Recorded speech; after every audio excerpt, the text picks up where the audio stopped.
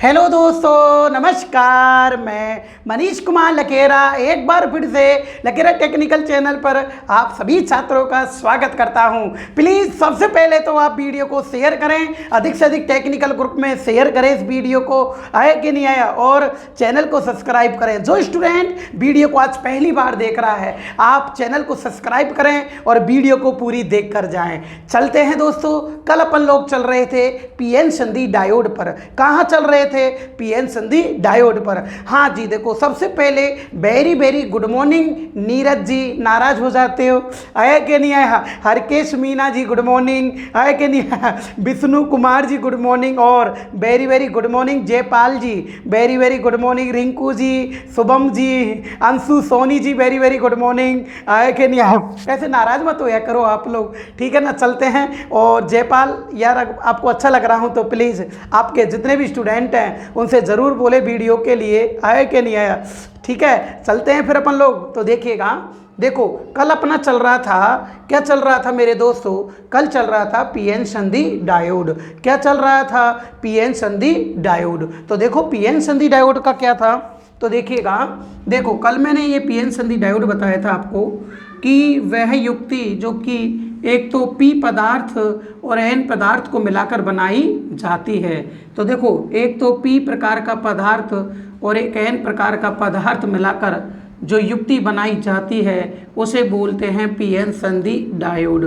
क्या बोलते हैं? पीएन संधि डायोड। कल मैंने सिखाई थी आपको कि जो पी पदार्थ और एन पदार्थ को मिलाकर जो युक्ति बनाई जाती है और यह युक्ति एसी सप्लाई को डीसी सप्लाई में बदलती है, इसे पीएन संधि डायोड कहा जाता है। इसके दो टर्मिनल होते हैं, यहाँ पर होता है एनोड और ये होता है इसका कैथोड होता है। बोलो क्लियर है कि नहीं? फिर मैंने बताया आपको कि पीएन संधि डायोड का अगर सिंबल देखें आप लोग तो सिंबल इसका ऐसे होता है, एक तो एनोड होता है और एक क्या होता है? कैथोड होता है। ये इसका सिंबल होता है, ठीक है। अब देखो, अब क्या होता है, इस पीएन संधि डायोड की दो अवस्थाएं होती है। बोलो कितनी अवस्था होगी? दो अवस्था। तो देखो पहली होती है इसकी फॉरवर्ड। बोलो पहली कौन सी है? फॉरवर्ड। फॉरवर्ड अवस्था क्या होती है? अच्छे से देखना कि जब पी प्रकार के पदार्थ को, अच्छे से देखो है ना, कि जब कि भाई ये पी प्रकार का पदार्थ है, ये एन प्रकार का पदार्थ है। जब पी प्रकार के पदार्थ को धनात्मक सिरे से और एन प्रकार के पदार्थ को ऋणात्मक सिरे से जोड़ दिया जाता है, ठीक है। देखो फॉरवर्ड अवस्था किसे कहा जाता है? जब पी प्रकार के पदार्थ को धनात्मक सिरे से और एन प्रकार के पदार्थ को ऋणात्मक सिरे से जोड़ दिया जाता है। तो इस कंडीशन में क्या होता है? देखो ये जो धनात्मक, जो ये ऋणात्मक सिरा है ना, ये तो हॉल को आकर्षित करता है। किसको आकर्षित करता है? देखो हॉल को। तो देखो ये हॉल है, यूँ जाते हैं, ये हॉल यूँ जल ले जाते हैं, देखना अच्छे से, ये हॉल है, सही है ना, और ये इलेक्ट्रॉन है। क्या होता है फॉरवर्ड अवस्था में? क्या होता है कि ये जो हॉल होते हैं, हॉल को आकर्षित करता है ऋणात्मक सिरा और इलेक्ट्रॉन को आकर्षित करता है धनात्मक सिरा। यानी कि इनको तो ये आकर्षित करता है और इनको ये आकर्षित करता है। दोनों दाब लगाते हैं। दोनों क्या लगाते हैं? दाब। किस पर? विक्षेपण परत पर। ये जो परत होती है उसे विक्षेपण परत कहा जाता है। तो इलेक्ट्रॉन तथा होलों के दबाव के कारण, इलेक्ट्रॉन तथा होलों के दबाव के कारण जो ये परत है ना, जो ये पतली हो जाती है, क्या हो जाती है? पतली हो जाती है, जिससे ये संधि को पार कर जाते हैं। इलेक्ट्रॉन तथा होल संधि को पार कर जाते हैं और इस फॉरवर्ड अवस्था में यह कार्य करता है, यह प्रचालित होता है। बताओ समझ में आया कि नहीं आया? फॉरवर्ड अवस्था में यह क्या हो जाता है? प्रचालित हो जाता है। याद रखना, होलों को कौन आकर्षित करता है? ऋणात्मक सिरा। और इलेक्ट्रॉन को कौन आकर्षित करता है? धनात्मक सिरा। ऐसे आकर्षित करते हैं। बोलो क्लियर हो गया ना। दूसरा होता है, देखो रिवर्स अवस्था। आराम से देखो, जो स्टूडेंट आज वीडियो को पहली बार देख रहा है, कल मैंने अच्छे से समझा दिए थे, कल देखना, कल की वीडियो आप देख लेना, आपके सारा कुछ समझ में आएगा, ठीक है। अब देखो ये क्या होता है रिवर्स अवस्था।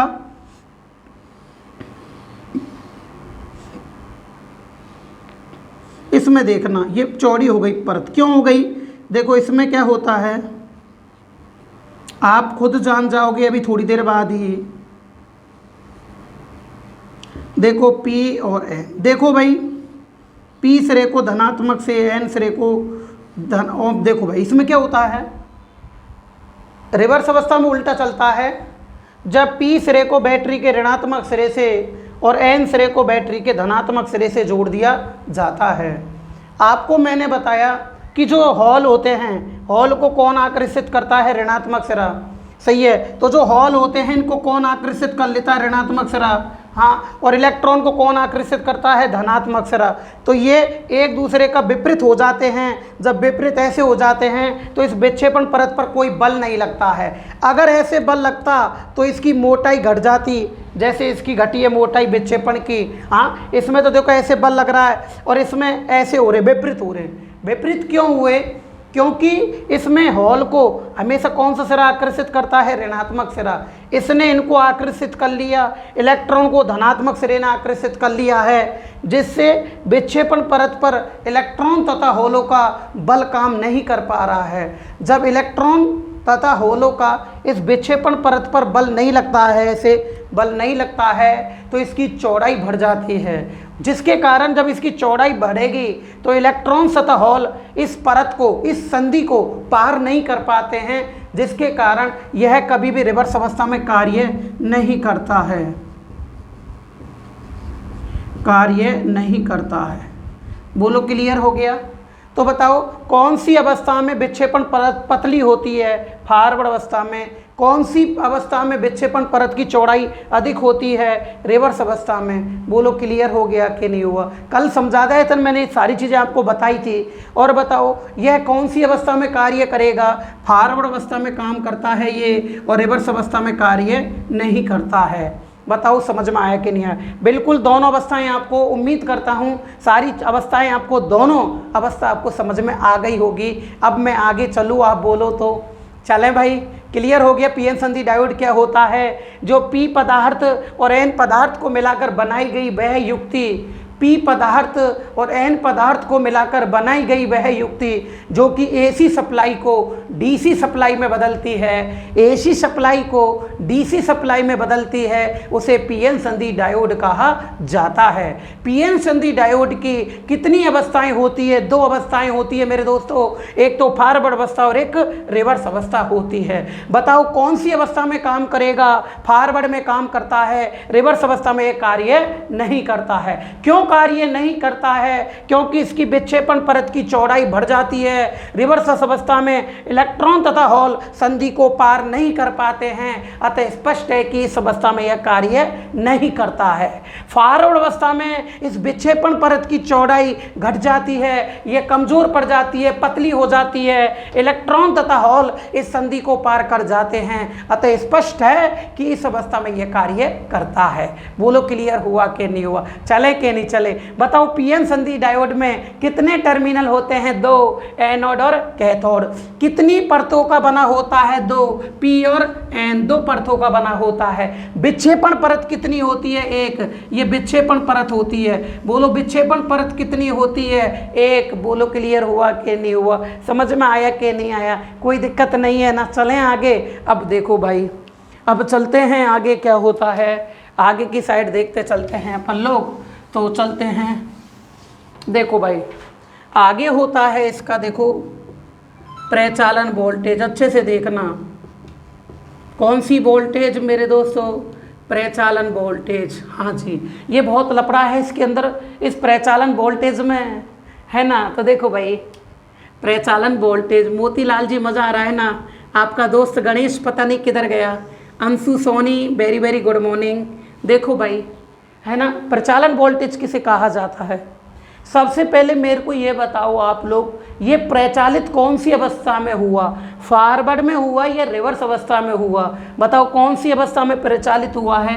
फॉरवर्ड अवस्था में। बोलो क्लियर है। तो क्या होता है, देखो पीएन संधि डायोड की फॉरवर्ड अवस्था में वह वोल्टेज, पीएन संधि डायोड की फॉरवर्ड अवस्था में वह वोल्टेज जिसके कारण यह प्रचालित हो जाता है। यहाँ पर इसको चलाने के लिए जो वोल्टेज दी जाती है, जिस पर पीएन संधि डायोड कार्य करने लग जाता है, जिस पर पीएन संधि डायोड में करंट प्रवाहित होने लग जाती है, करंट प्रवाहित होने लग जाती है, उसे बोला जाता है कौन सी वोल्टेज? प्रचालन वोल्टेज। बोलो क्लियर हुआ कि नहीं हुआ, समझ में आया कि नहीं आया? तो देखिएगा, देखो भाई अच्छे से देखो, वह वोल्टेज है ना, वह वोल्टेज जिस पर, सही है ना यार, वह वोल्टेज जिस पर पीएन संधि डायोड, अरे राइट है ना, पीएन संधि डायोड। अब देखो अच्छे से देखना है ना, वैसे टेंशन नहीं है मेरे, आप अच्छे भी हो, है ना। तो देखो देखो, वह वोल्टेज जिस पर पीएन संधि डायोड प्रचालित हो जाता है ना, प्रचालित हो जाता है, सही है। क्या हो जाता है? प्रचालित हो जाता है। वह वोल्टेज जिस पर पीएन संधि डायोड प्रचालित हो जाता है। बोलो क्लियर है ना, क्लियर है। लेकिन कौन सी अवस्था की होगी ये? फॉरवर्ड अवस्था की। किसकी होगी? फॉरवर्ड में तो प्रचालित होता है वो। अरे किस में होता है? फॉरवर्ड में। तो देखिएगा, फॉरवर्ड अवस्था है ना, ऐसे लिखना पड़ेगा, फॉरवर्ड अवस्था, अवस्था की, है ना, अवस्था की वह वोल्टेज, अवस्था की वह वोल्टेज, ठीक है, ये अच्छी लैंग्वेज बन गई है ना। अवस्था की वह वोल्टेज जिस पर पीएन संधि डायोड प्रचालित हो जाता है,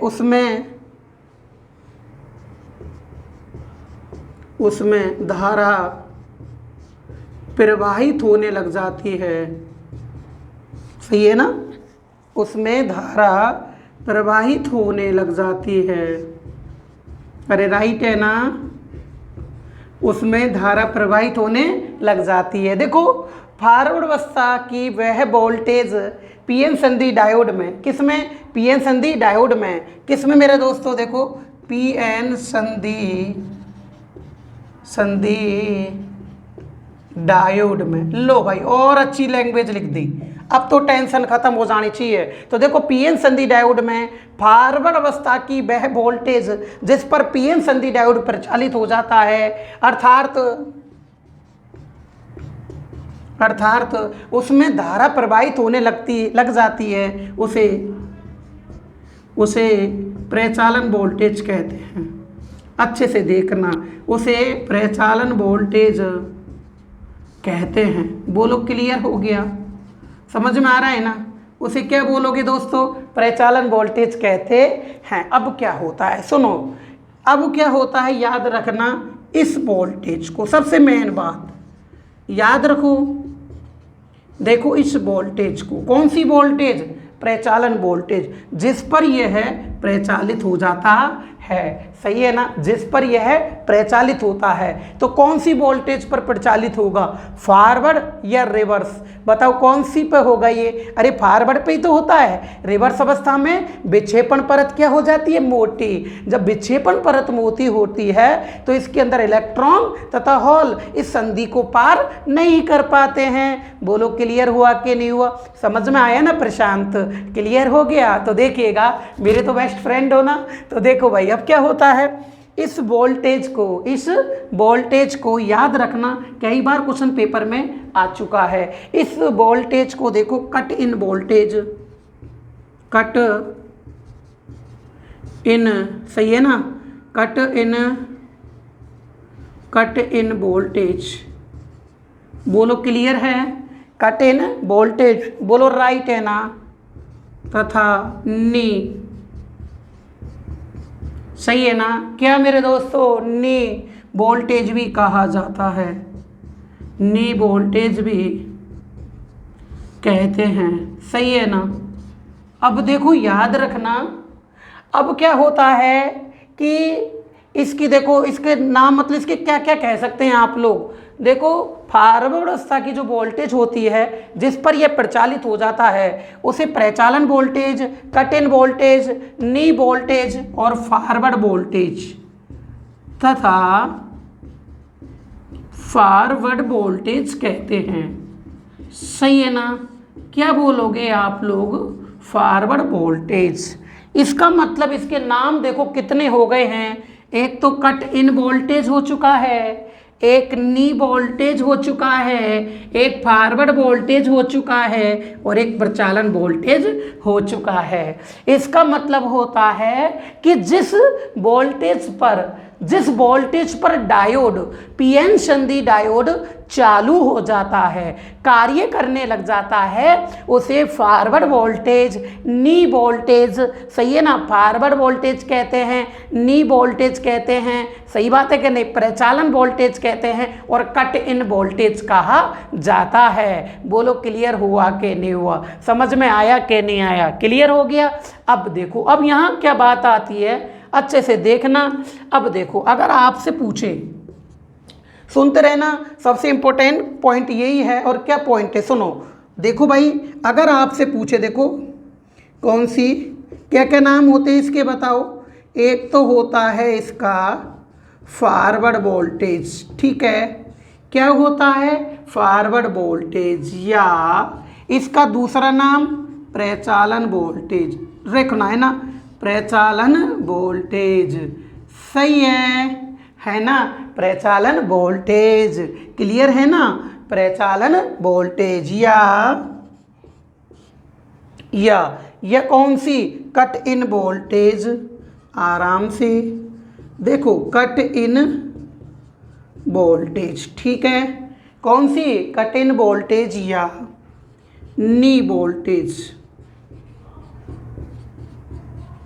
नी वोल्टेज। अब देखो यहाँ पर ध्यान देने वाली बात है, ये जो फॉरवर्ड वोल्टेज है, क्या है? Forward voltage. ये राजस्थान जूनियर इंस्ट्रक्टर जो कॉलेज लेक्चरर था, जूनियर इंस्ट्रक्टर, इस एग्जाम 2018 के पेपर में आ चुका है कि बताओ पीएन संधि डायोड जो सिलिकॉन होता है उसकी फॉरवर्ड वोल्टेज कितनी होती है। ये क्वेश्चन आ चुका है, फॉरवर्ड वोल्टेज।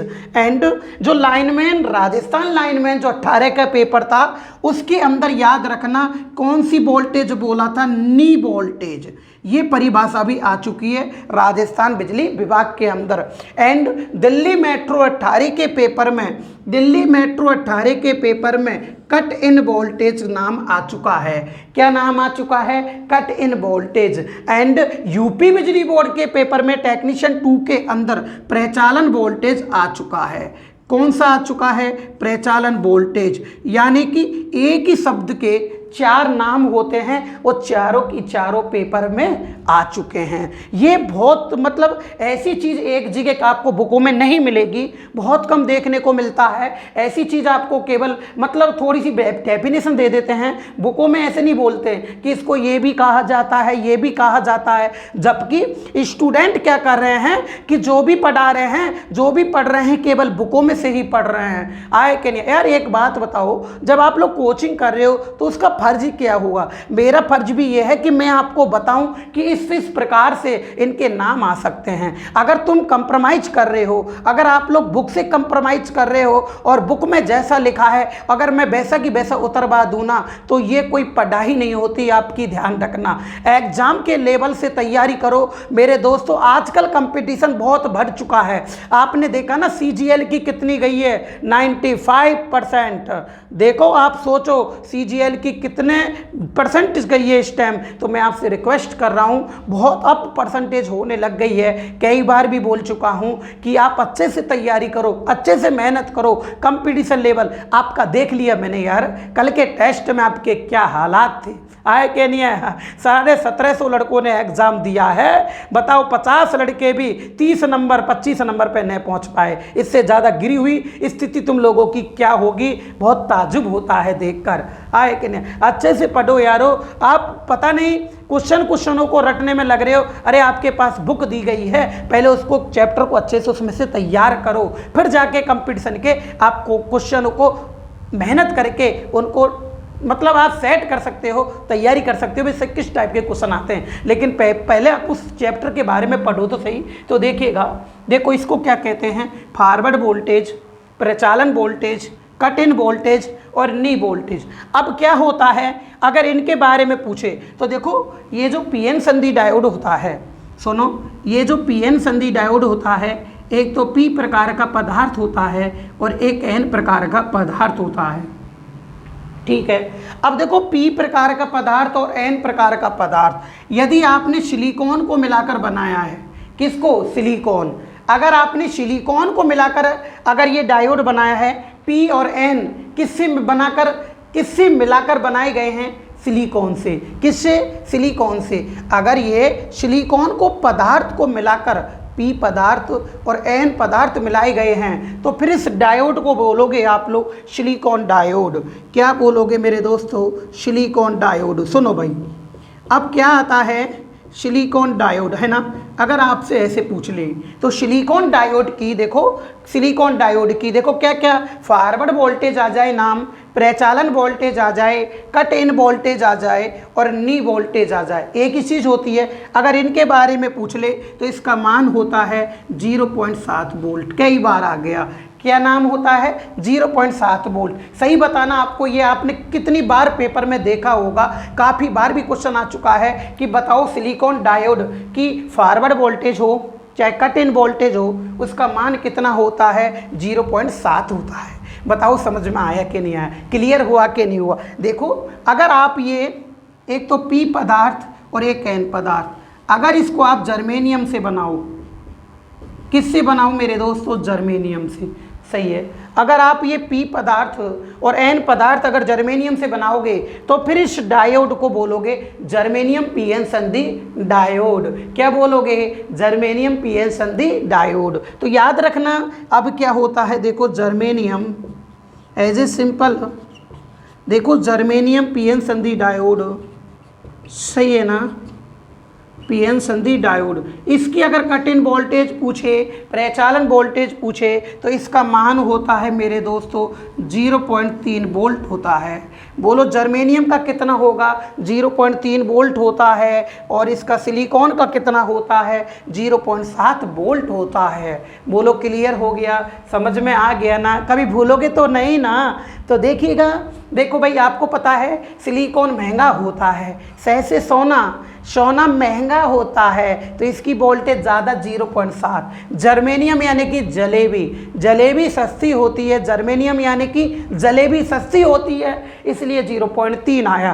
बोलो क्लियर। तो बोलो से सोना महंगा होगा 0.7, ज़्यादा संख्या ले लो, जर्मेनियम जैसे जलेबी सस्ती होगी 0.3। बोलो क्लियर हुआ कि नहीं हुआ, समझ में आया कि नहीं आया, कोई दिक्कत तो नहीं है ना। अब देखो, अब स्टूडेंट कहाँ गलती करता है, वो गलती कहाँ करता है, देखो अब ये बात चल रही है पीएन संधि डायोड की। किसकी बात चल रही है, पीएन संधि डायोड की चल रही है। अब देखो यहाँ पर स्टूडेंट गलती करता है, मैं आपको यहीं समझा देता हूँ। एक होता है, याद रखना, फोरबिडन,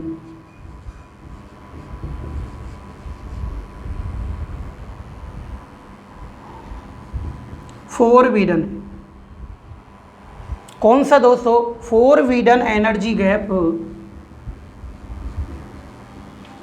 देखो भाई, फोरबिडन एनर्जी गैप, ये क्या चीज़ होती है, इसको बोलते हैं, ध्यान रखना, फोरबिडन एनर्जी गैप, इसको बोलते हैं वर्जित ऊर्जा गैप। सुनो, इसको क्या बोलते हैं, वर्जित ऊर्जा गैप। सुनो भाई, ये क्या चीज़ होती है, वर्जित ऊर्जा गैप क्या चीज़ होती है। देखो भाई, ये देखो, यहाँ स्टूडेंट बहुत गलती करते हैं। आपको मैंने एक चीज़ बताई थी कि भाई ये कंपटीशन है, और कंपटीशन एक एक नंबर का ही रह गया है, बस आए कि नहीं आए, कंपटीशन है। कंपटीशन में काफ़ी चीज़ें ध्यान में रखकर आपको पेपर देना होता है, टाइम का बहुत स्पेशल ध्यान रखना पड़ता है, इसके बाद में एक्यूरेसी का भी ध्यान रखना पड़ता है, आए कि नहीं, सब चीज़ों का ध्यान रखना पड़ता है, जब जाके आप सक्सेस होते हो। ठीक है, अब देखिएगा गलती कहाँ करते हैं काफ़ी स्टूडेंट। ये वर्जित ऊर्जा गैप क्या होता है, सुनो, अर्धचालक पदार्थ में क्या होता है, देखिएगा, देखो भाई, ये पदार्थ की परमाणु संरचना है। ऊपर पदार्थ की परमाणु संरचना में चालन बैंड होता है, इसको बोलते हैं कंडेंसन बैंड। कौन सा बैंड बोलोगे? Condensation band. इसके बाद में सबसे नीचे होता है, उसे बोलते हैं बैलेंस बैंड यानी कि संयोजी बैंड। कौन सा? संयोजी बैंड। अब सुनो, याद रखना कि चालन बैंड और संयोजी बैंड के मध्य में जो ये गैप आता है, जो ये गैप आया है, ये जो गैप आया है क्या है? गैप। हाँ, तो देखो चालन बैंड और संयोजी बैंड के मध्य में जो गैप आता है उसे बोलते हैं फोरवीडन एनर्जी गैप। यानी कि चालन बैंड पदार्थ की परमाणु संरचना में, पदार्थ की परमाणु संरचना में चालन बैंड और संयोजी बैंड के मध्य में जो ये गैप आता है उसे बोला जाता है फोरवीडन एनर्जी गैप। तो यार एक बात बताना, ये तो पदार्थ की परमाणु संरचना की बात चल रही है। पदार्थ की परमाणु संरचना में, हाँ, पदार्थ की परमाणु संरचना में चालन बैंड और संयोजी बैंड के मध्य जो गैप होता है उस फोरवीडन एनर्जी गैप की बात चल रही है। ये चीज अलग है, ये एक गैप है पदार्थ की परमाणु संरचना में, और ये चीज अलग है, ये तो पीएन संधि डायोड की वोल्टेज है जिस पर वो चालू हो जाएगा। ये पदार्थ की संरचना है और ये क्या है? ये वोल्टेज है जिस पर पीएन संधि डायोड चालू हो जाएगा। बताओ समझ में आया कि नहीं आया? क्लियर हुआ कि नहीं हुआ? इस पर डायोड चालू होगा। हाँ, ये तो प्रचालन अवस्था की बात चल रही है डायोड की, और ये है पदार्थ की परमाणु संरचना की। ये पदार्थ की बात चल रही है, उसके पदार्थ की परमाणु संरचना की बात चल रही है। बताओ समझ में आया कि नहीं आया? क्लियर हो गया ना? तो देखो याद रखना, एसएससी जेईई के पेपर में क्वेश्चन आ चुका है कि चालन बैंड और संयोजी बैंड के मध्य जो गैप होता है उसे क्या कहते हैं? तो उसे बोला जाता है फोरवीडन एनर्जी गैप, यानी कि वर्जित ऊर्जा गैप, और इसकी इकाई होती है इलेक्ट्रॉन वोल्ट होती है। क्या होती है मेरे दोस्तों? इलेक्ट्रॉन वोल्ट इस वर्जित ऊर्जा गैप की क्या होती है? इकाई होती है। क्या होती है? इकाई होती है। बोलो क्लियर हुआ कि नहीं हुआ? समझ में आया कि नहीं आया? कोई दिक्कत तो नहीं है ना? तो देखे भाई, अब गैप की बात चल रही है। सुनो, लड़के कहाँ गलती करते हैं अच्छे से देखना। तो याद रखना मेरे दोस्तों, अगर आपसे पूछे केवल अर्धचालक का, देखो अर्धचालक पदार्थ, ठीक है, देखो अर्धचालक पदार्थ का वर्जित ऊर्जा गैप,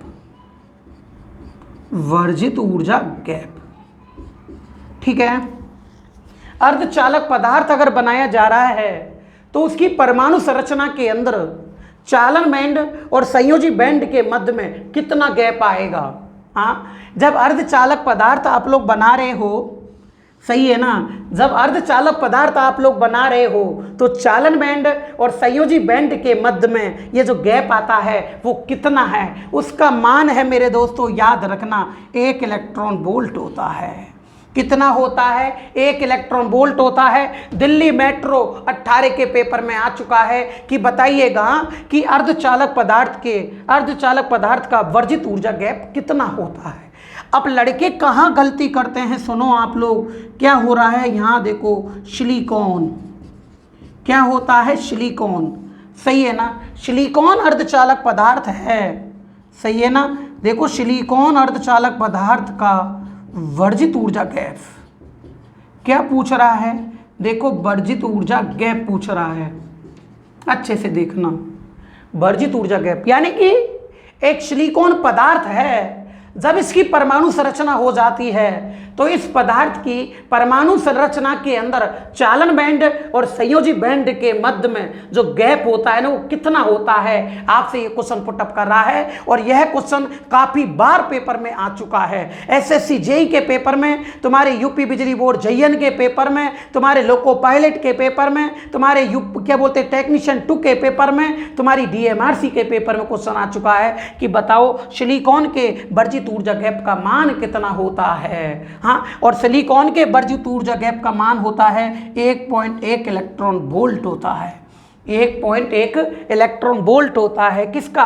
सिलिकॉन का होता है। लेकिन याद रखना, लड़के क्या करते हैं, लड़के अभी तक यही नहीं जानते हैं कि ये वर्जित ऊर्जा गैप क्या चीज़ होती है, हमें आंसर एग्जाम में कैसे देना है। वो तो केवल इतना देखते हैं सिलिकॉन पूछा है और उसमें आपको ऑप्शन में 0.7 भी मिलेगा।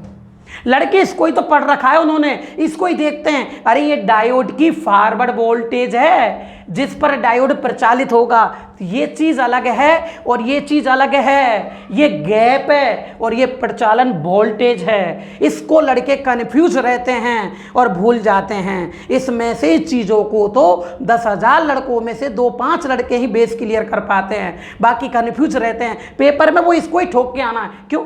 0.7 पेपर में ऑप्शन में क्वेश्चन होगा, 0.3 भी ऑप्शन में होगा, याद रखना। हाँ, तो वो क्या करते हैं, आपसे पूछ लेगा कि बताओ सिलिकॉन का, वो जर्मेनियम का, वो पूछेगा जर्मेनियम का फॉरवर्ड वोल्टेज कितना होता है, फॉरवर्ड वोल्टेज 0.7 ऑप्शन में आएगा। तो वो क्या सोचेगा, ओ सिलिकॉन का फॉरवर्ड वोल्टेज, हाँ, जबकि पूछ क्या रहा है, वो वर्जित ऊर्जा गैप का मान पूछ रहा है और वहाँ 0.7 ठोक के आ जाते हैं। और यार 0.7 सिलिकॉन का, मैंने कहीं पढ़ा था आंसर सही है। आंसर की आती है जब कहते हैं कि यार ये हुआ क्या, गलत मान लिया क्या बोर्ड ने। जब किसी टीचर से पूछते हैं, जब पता पड़ता है कि वास्तव में हमने गलती कर दी है। आए कि नहीं, ऐसी चीज़ों से बचें, इन चीज़ों का ध्यान रखें। मैं इन चीज़ों को, मेरी कैसी भी क्लास हो आप पूछो, मैं सारी चीज़ें लिखाता हूँ, इसी लेवल से पढ़ाता हूँ, उनको एक एक चीज़ बोल बोल के लिखाता हूँ, नोट्स क्लास के अंदर ही बनवाता हूँ। आए कि नहीं आए, तो ऐसे ही पढ़ाने का तरीका होना चाहिए। अगला देखो इंपॉर्टेंट, जर्मेनियम, ये भी काफ़ी इंपॉर्टेंट है, याद रखना। देखो जर्मेनियम पदार्थ अच्छे से देखना है ना, जर्मेनियम पदार्थ का वर्जित ऊर्जा गैप, हाँ जी देखो वर्जित ऊर्जा गैप, सही है ना।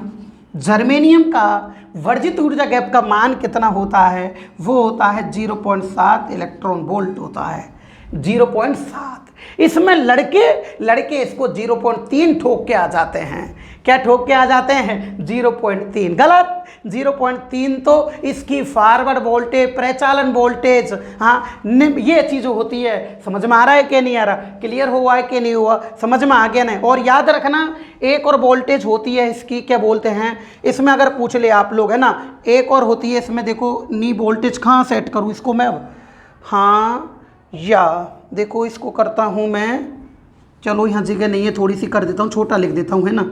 देखो या है ना, या नी वोल्टेज थी ना, देखो नी वोल्टेज, कई बार नाम आ जाता है, या बैरियर पोटेंशियल भी, इसको कहाँ बोल रहा था मैं, बैरियर पोटेंशियल, सही है ना। ये भी तो मैंने, रोधी का विभव, क्या पूछ रहा है दोस्तों, रोधी का विभव, कई बार ये नाम भी तो आता है, रोधी का विभव कल पढ़ाया था मैंने।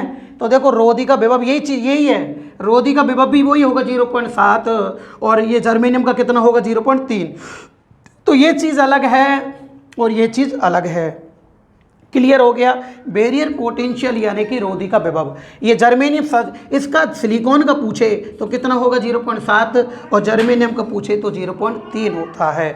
बताओ समझ में आया कि नहीं आया। ये चीज़ क्या होती है, गैप होती है। चालन बैंड और संयोजी बैंड के मध्य में जो गैप आता है उसे वर्जित ऊर्जा गैप कहते हैं। बताओ समझ में आया कि नहीं आया, क्लियर हुआ कि नहीं हुआ, कोई दिक्कत तो नहीं है ना। छाप दोगे ना, फटाफट छापो, तो इसको फटाफट छापो भाई, स्क्रीनशॉट लो, स्क्रीनशॉट लो भाई, स्क्रीनशॉट ले लो।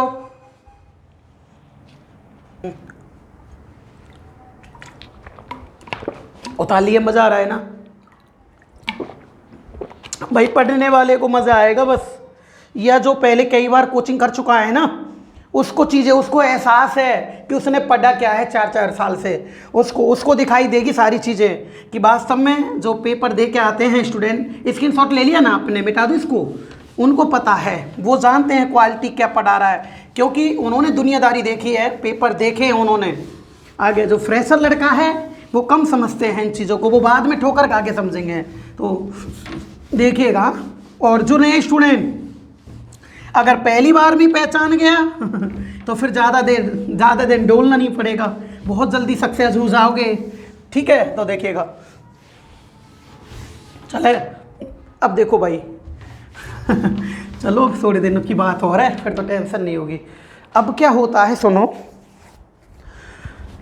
समझ में आ रहा है ना, गर्मी बहुत है। ठीक है भाई, चलें। अब देखो अब क्या होता है, अगला जो पॉइंट आता है ना वो क्या आता है, सुनते रहना। ठीक है, ये आता है देखो डायनामिक प्रतिरोध, ये आता है। ये डायनामिक रेजिस्टेंस क्या चीज़ होती है सुनो, याद रखना। आपको पता हो तो आपने ट्रांस कंडक्टेंस नाम सुना होगा, एफईटी के अंदर ट्रांस कंडक्टेंस, ये इसकी अनुपात के बारे में क्वेश्चन आ चुका है, दिल्ली मेट्रो 18 के पेपर में आ चुका है। नया पॉइंट है डायनामिक रेजिस्टेंस, ये क्या चीज़ होती है, तो आराम से सीखना, काफ़ी बार पेपर में क्वेश्चन आ चुका है। तो सुनो, नहीं पेपर में एक ही बार ही क्वेश्चन आया है, एसएससी जेई के पेपर में क्वेश्चन आ चुका है ये। ठीक है, तो देखिएगा, देखो याद रखना मेरे दोस्तों, ये जो अनुपात होता है वो किसका होता है, ये होता है, याद रखना, डेल्टा बी बटे डेल्टा आई। इसका क्या है, इसके अनुपात को ही डायनामिक रेजिस्टेंस कहते हैं।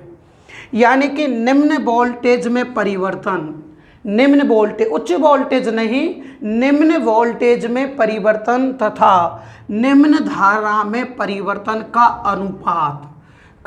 अनुपात ही डायनामिक रेजिस्टेंस कहलाता है। ये क्वेश्चन एसएससी जेई के पेपर में आ चुका है कि डायनामिक रेजिस्टेंस क्या होता है, किसका अनुपात होता है, डायनामिक प्रतिरोध किसका अनुपात होता है। ऑप्शन में था उच्च वोल्टेज में परिवर्तन तथा उच्च धारा में परिवर्तन का अनुपात, फिर उल्टा था कि निम्न वोल्टेज में परिवर्तन तथा उच्च धारा में परिवर्तन का अनुपात, ऐसे उल्टा सीधा दिया था। फिर लड़के बोलते हैं कि सर ये पॉइंट कहाँ से आ गया, अरे पॉइंट आप पढ़ो तो सही उसका। मैंने क्या बोला कि जो भी पॉइंट पढ़ रहे हो उसका रस निकाल के पढ़ो, एक ही पॉइंट को रस निकालो, नहीं तो पेपर फिर तुम्हारा रस निकालेगा, सोच लेना आप लोग। और मैं क्या कह रहा हूँ, अगर देखना है ना तो यूपी बिजली बोर्ड का भी पेपर लगेगा, अभी 14 जुलाई से स्टार्ट हो रहे हैं उत्पादन के, उसमें ही देख लेना आपका स्तर कैसा है कि नहीं है, उसमें ही पता पड़ जाएगा आप लोगों को। तो देखिएगा डायनामिक रेजिस्टेंस क्या चीज होती है, सुनो तो क्या होता है, देखिएगा निम्न वोल्टेज, क्या निम्न, सही है ना, देखो निम्न वोल्टेज का परिवर्तन, निम्न वोल्टेज का परिवर्तन, सही है ना, बोलो निम्न वोल्टेज का क्या है, परिवर्तन तथा निम्न धारा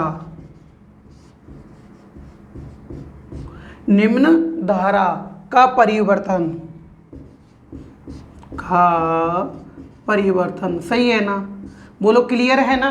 देखो निम्न वोल्टेज का परिवर्तन तथा निम्न धारा का परिवर्तन, सही है ना, का अनुपात, क्लियर है, का अनुपात, क्या परिवर्तन का अनुपात, सही है ना, का अनुपात डायनामिक, ठीक है, प्रतिरोध कहलाता है, सही है ना, प्रतिरोध कहलाता है, बोलो क्लियर है।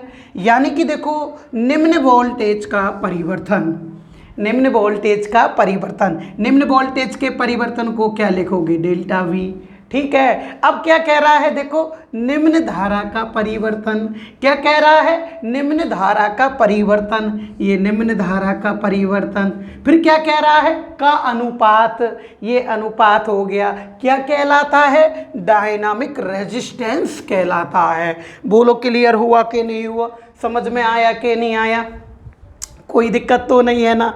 चलो फिर मैं आगे, ठीक है। अब देखो अब क्या होता है, इसके बाद में क्वेश्चन क्या आया था, इसका क्वेश्चन पेपर में आ चुका है। इसका क्वेश्चन एक तो अनुपात का भी आया था और एक क्वेश्चन क्या है, देखो डायोड में, ठीक है, किसमें, डायोड में, डायनामिक चालकता, देखो भाई डायनामिक चालकता किस पर निर्भर करती है, ये क्वेश्चन आ चुका है पेपर में, किस पर निर्भर करती है, हाँ जी, देखो ये क्वेश्चन था, क्या पूछ रहा है कि यानी कि डायोड में डायनामिक चालकता किस पर निर्भर करती है। ऑप्शन नंबर ए था, याद रखो, ताप।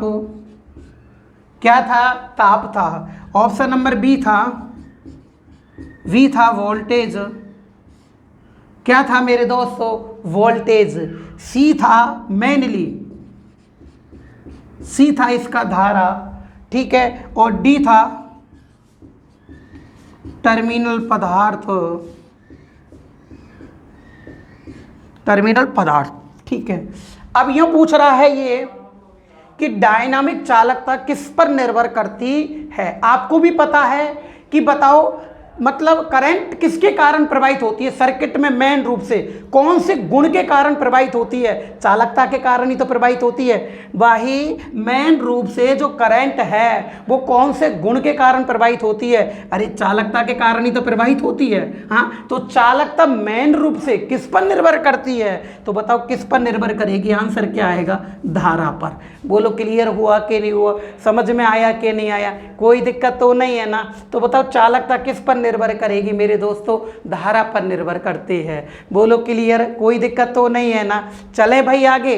अब देखो आगे क्वेश्चन क्या उठता है इसका। इसमें से ये क्वेश्चन था, एक ऑप्शन और था इसमें, इसको भी चेंज करता हूँ। टर्मिनल पदार्थ, पीएन पदार्थ, ऐसे आया था क्वेश्चन, है ना? तो बताओ किस पर निर्भर करेगी? धारा पर। अगली बात, अगला क्या आता है सुनो।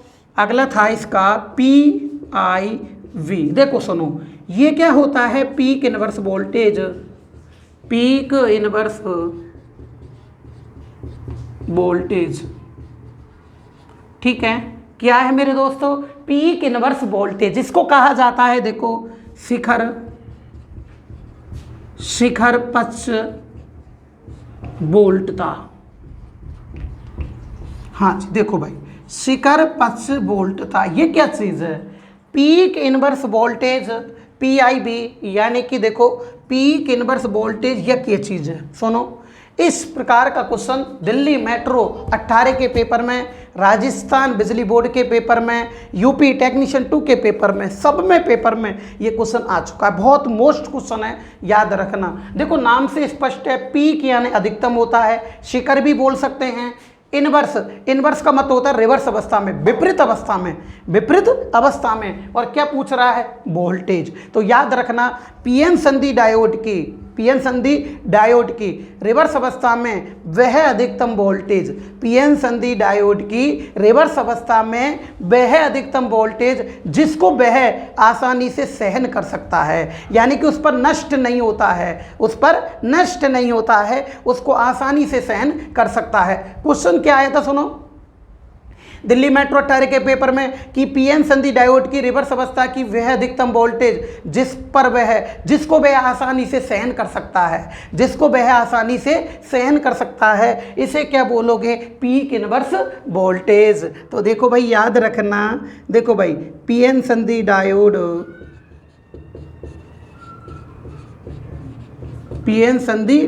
की रिवर्स अवस्था है ना, रिवर्स अवस्था, पीएन संधि डायोड की रिवर्स अवस्था में वह अधिकतम वोल्टेज, रिवर्स अवस्था में वह अधिकतम वोल्टेज, वह अधिकतम वोल्टेज जिसको वह आसानी से सहन कर सकता है,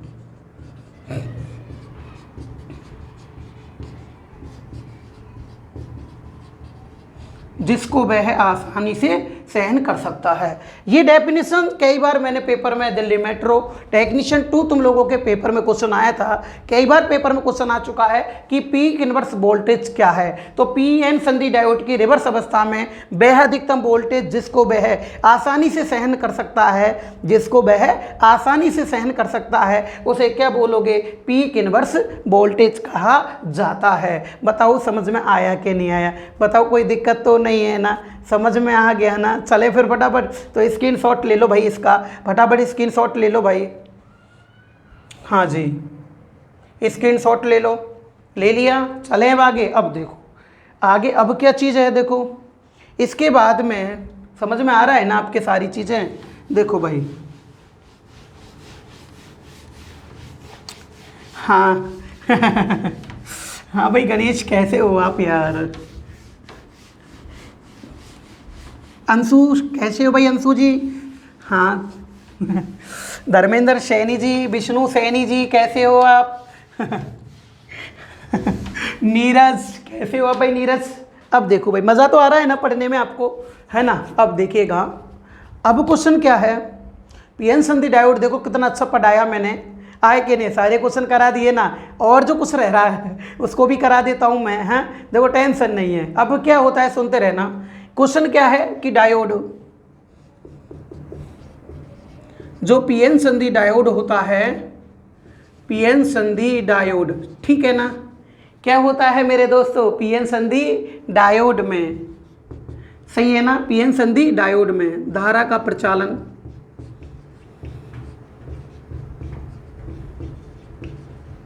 धारा का प्रचालन किसके कारण होता है। देखो भाई धारा का प्रचालन किसके कारण होता है। क्वेश्चन ये है पीएन संधि डायोड में धारा का प्रचालन किसके कारण होता है, ये पूछा गया है किसके कारण होता है। तो देखिएगा ये पीएन संधि डायोड है, ये पी और एन, ये पीएन संधि डायोड है। ये चलेगा कब, इसमें धारा प्रवाह कब होगा, जब हॉल इस संधि को पार करेंगे यूं, और जब इलेक्ट्रॉन संधि को पार करेंगे यूं, हाँ जभी तो ये प्रचालित होगा। और जैसे ये प्रचालित होता है इसमें क्या प्रवाहित हो जाएगी, धारा। सही बात है कि नहीं, क्या प्रवाहित हो जाएगी, धारा। तो इस पी प्रकार के पदार्थ में क्या होते हैं, हॉल, और एन प्रकार के पदार्थ में क्या होते हैं, इलेक्ट्रॉन होते हैं। क्या होते हैं मेरे दोस्तों, इलेक्ट्रॉन होते हैं। तो तुमसे पूछेगा बताओ पीएन संधि डायोड में धारा का प्रचालन किसके कारण होता है, केवल हॉल के कारण, हाँ इलेक्ट्रॉन के कारण, हॉल एवं इलेक्ट्रॉन दोनों के कारण। आंसर क्या आएगा, हॉल एवं इलेक्ट्रॉन दोनों के कारण होता है। तो देखिएगा इसमें क्या आएगा, हॉल एवं इलेक्ट्रॉन, सही है ना, हॉल एवं इलेक्ट्रॉन दोनों के कारण होता है, सही है, दोनों के कारण होता है। बोलो कोई दिक्कत आई है यहाँ तक, इलेक्ट्रॉन तथा हॉल दोनों के कारण होता है। बोलो क्लियर है। आगे देखो भाई क्वेश्चन क्या कह रहा है, देखते चलो। देखो पीएन संधि डायोड, सही है ना, पीएन संधि डायोड किसको नियंत्रित करता है,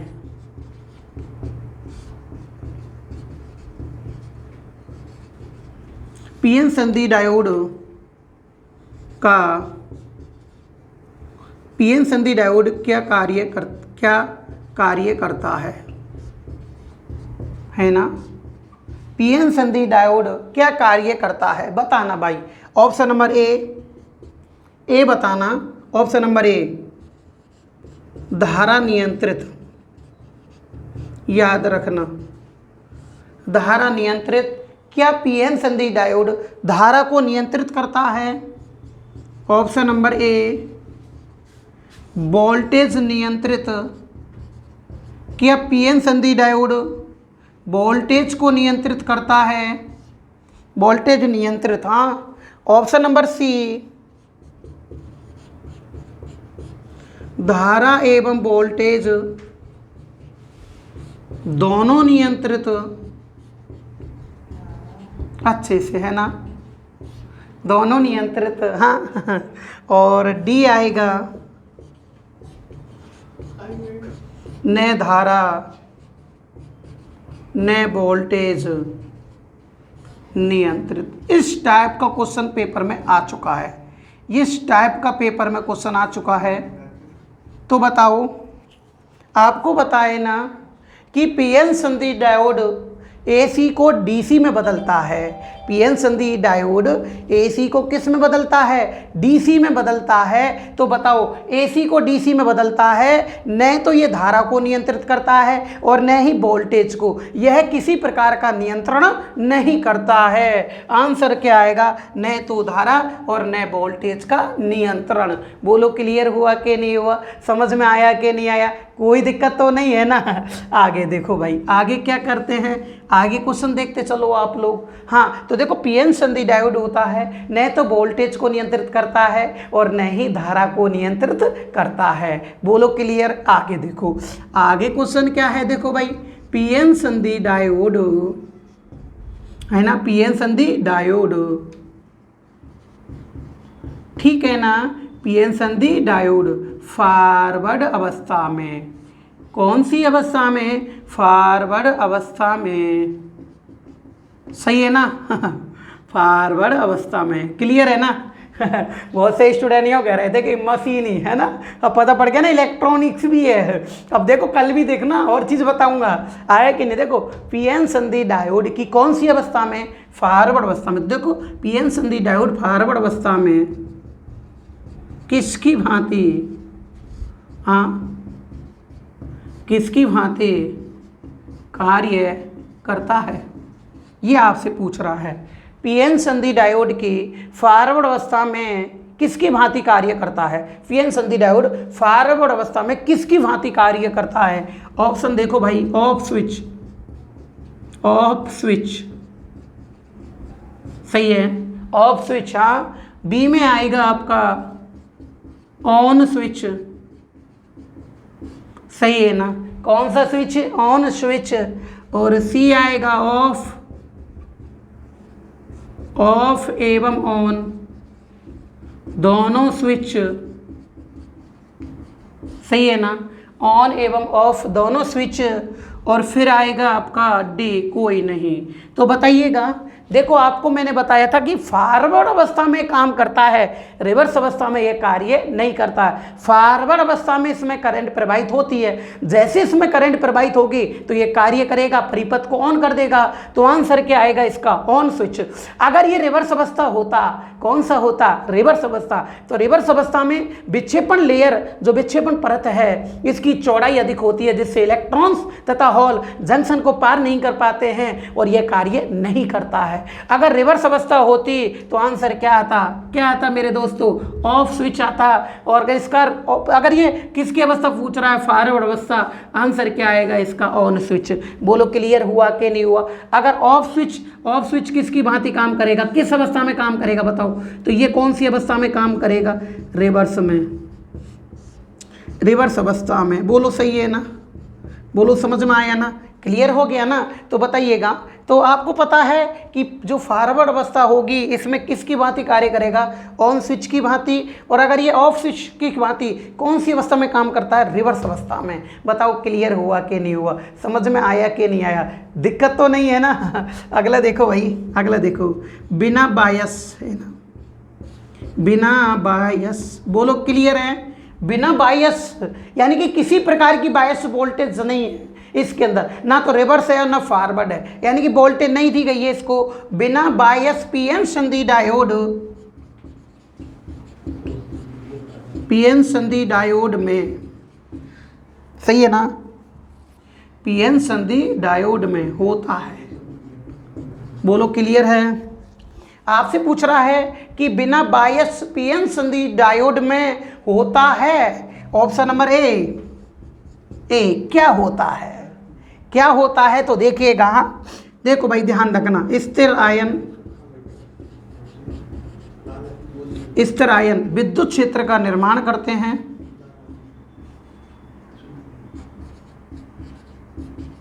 क्षेत्र का निर्माण करते हैं। अच्छे से देखना है ना, इसका आंसर देखना आप लोग। ये क्या बोल रहा है, बिना बायस का जो पीएन संधि डायोड होता है वो किस में क्या होता है, पीएन संधि डायोड में क्या होता है, स्थिर आयन विद्युत क्षेत्र का निर्माण करते हैं। इसमें आंसर बी आएगा, ध्यान रखना, स्थिर आयन, स्थिर आयन, कौन सी आयन, स्थिर आयन, अच्छे से देखो, स्थिर आयन चुंबकीय क्षेत्र का निर्माण करते हैं,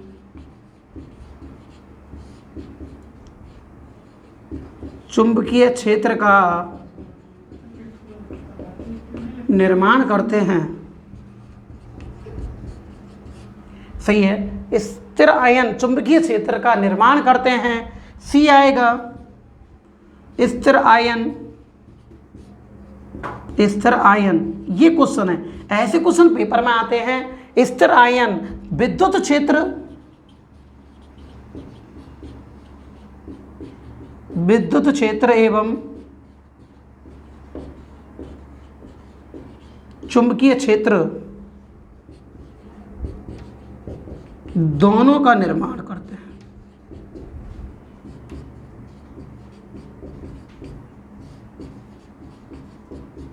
ऐसे पूछ रहा है, दोनों का क्या कर रहे हैं, निर्माण करते हैं, और आंसर आएगा इसका ऑप्शन नंबर डी, कोई नहीं। ऐसे अब देखो, ये पहले समझो आप लोग, ये बिना बायस क्या चीज होती है, देखिएगा। बिना बायस ये चीज होती है कि जब ये जो पीएन संधि डायोड होता है, एक तो पी प्रकार का पदार्थ होता है, एक एन प्रकार का पदार्थ होता है। बोलो क्लियर है ना। अब क्या होता है इस जगह कि इसको बायस नहीं किया गया है, किसी प्रकार की इसमें सप्लाई वोल्टेज नहीं दी गई है। हाँ, इसको बायस नहीं किया गया है, तो क्या होता है कि जैसे ही आप पी प्रकार का पदार्थ और एन प्रकार के पदार्थ को जैसे ही आप संपर्क में लाते हो, जैसे ही आप क्या लाते हो, संपर्क में लाते हो, पी प्रकार का पदार्थ और एन प्रकार के पदार्थ को जैसे ही आप चिपकाते हो, संपर्क में लेके आते हो, तो यहाँ के होल इस क्षेत्र में जाकर डिफ्यूज हो जाते हैं। होल पर कौन सा आवेश होता है, धन आवेश। तो पी क्षेत्र के जो होल हैं वो एन क्षेत्र में जाकर डिफ्यूज हो जाते हैं, और जो एन क्षेत्र के इलेक्ट्रॉन हैं जो पी क्षेत्र में जाकर डिफ्यूज हो जाते हैं। और डिफ्यूज होते ही स्थिर आयन के कारण एक ये विद्युत क्षेत्र का निर्माण होता है, प्लस माइनस इस विद्युत क्षेत्र का निर्माण होता है। इस विद्युत क्षेत्र को बैरियर पोटेंशियल कहा जाता है। एक बार और देखो कि पीएन संधि डायोड के अंदर जो ये होल होते हैं ये एन क्षेत्र में जाकर डिफ्यूज हो जाते हैं, है ना, और ये इलेक्ट्रॉन्स होते हैं ये पी क्षेत्र में जाकर डिफ्यूज हो जाते हैं, और यहाँ पर एक स्थिर विद्युत क्षेत्र का निर्माण करते हैं। यहाँ पर इसे बोलते हैं, याद रखना, रोधी का विभव, बैरियर पोटेंशियल कहा जाता है। तो ये कौन सी अवस्था होती है, बिना बायस्ड की अवस्था होती है। इस अवस्था में स्थिर आयन विद्युत क्षेत्र का क्या करते हैं, निर्माण करते हैं। बोलो क्लियर हुआ कि नहीं हुआ, समझ में आया कि नहीं आया, कोई दिक्कत तो नहीं है ना, मजा आ रहा है ना। तो देखिएगा, अब इसको फटाफट आप लोग ऐसे करो, हाँ जी, स्क्रीनशॉट ले लो जितना जल्दी हो सके। हाँ भाई, स्क्रीनशॉट ले लो भाई, स्क्रीनशॉट लो भाई। हाँ जी दोस्तों, मज़ा आ रहा है ना। अब देखिएगा, अब देखो भाई,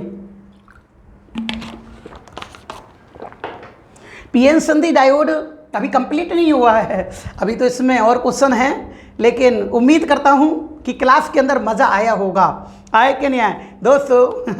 अब मिलते हैं कल मॉर्निंग में, फिर दोबारा वापस अपन 7 बजे, किसको लेकर, वही पीएन संधि डायोड को लेकर। अभी तो इसका खात्मा करना है, समझ में आया कि नहीं, और आप भी जानते हो खात्मा कैसे होता है, आए कि नहीं है। अगर यार आपको भी पता है कि एक चीज़ ये भी चीज़ होती है, एक तो दिखाना होता है और एक पढ़ाना होता है। पढ़ाऊँगा तो मैं 2.5-3 घंटे पढ़ाऊँगा, तो ये 2.5-3 घंटे में पूरा होगा, आप भी जानते हो, आए कि नहीं है। लेकिन याद रखना, सबसे इंपॉर्टेंट पॉइंट होता है पीएन संधि डायोड। काफ़ी बार एग्जाम में क्वेश्चन पूछे जाते हैं, हर एग्जाम में ज़्यादातर पूछे जाते हैं, और आपके जितने भी दोस्त हैं प्लीज़ इस वीडियो को आप अधिक से अधिक ग्रुपों में शेयर करें, अपने दोस्तों से बोलें और उनको दोस्तों को मतलब ग्रुप से जोड़ें। आए कि नहीं आए, ठीक है दोस्तों। फिर कल मिलते हैं मॉर्निंग में 7 बजे पीएन संधि डायोड के साथ में।